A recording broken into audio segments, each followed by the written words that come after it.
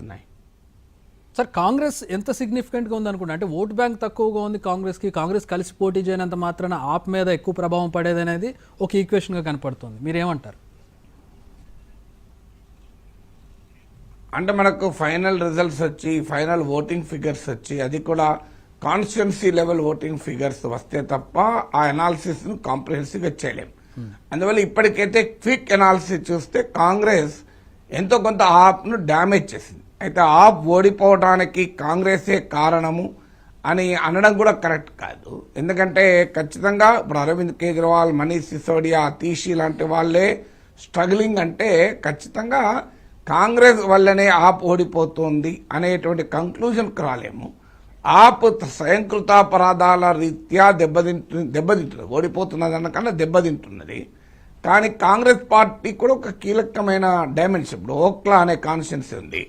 ఆప్ అభ్యర్థి నాయకుడు అమానతుల్లా ఖాన్ పోటీ చేసిన కాన్స్టిట్యున్సీ. అక్కడ మీరు గమనిస్తే కాంగ్రెస్ పార్టీ లోకల్గా బాగా వర్క్ చేసిన కౌన్సిలర్గా ఉన్న అభ్యర్థిని పెట్టారు.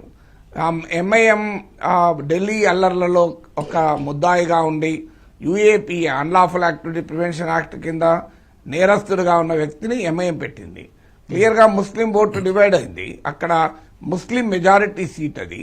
ఇంతవరకు చరిత్రలో హిందూ గెలవలే, చరిత్రలో ముస్లిమే గెలుస్తూ వచ్చాడు. ఆ సీట్లో బీజేపీ గెలుస్తుందా అనే వాతావరణం ఉంది ఇప్పుడు యాజ్ ఆఫ్ టుడే నేను మాట్లాడే సమయానికి. సో అందువల్ల ఇది క్లియర్గా కనబడుతుంది.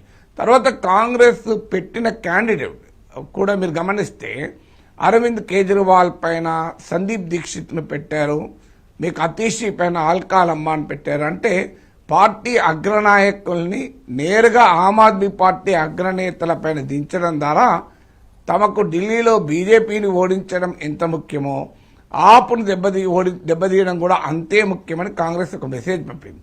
ఎందుకంటే ఆపు లక్ష్యం, కాంగ్రెస్ లక్ష్యం ఏంటంటే ఆ పుట్టక ముందు ఉన్న బైనరీ ఏంటి? బీజేపీ కాంగ్రెస్. బీజేపీ గెలవకపోతే కాంగ్రెస్, కాంగ్రెస్ గెలవకపోతే బీజేపీ. మీరు కర్ణాటకలో కాంగ్రెస్ అలాగే అధికారంలోకి వచ్చింది, హిమాచల్ ప్రదేశ్లో అలాగే అధికారంలోకి వచ్చింది.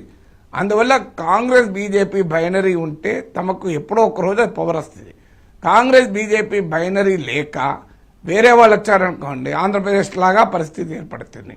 ఇప్పుడు టీడీపీ తెలంగాణలో చూడండి మీరు, కాంగ్రెస్ బీఆర్ఎస్ బైనరీగా ఉండే మధ్యలో బీజేపీ ఎమర్జ్ అయినప్పటికీ కూడా బీఆర్ఎస్ పట్ల అసంతృప్తి వచ్చినప్పుడు కాంగ్రెస్ బెనిఫిట్ అయింది.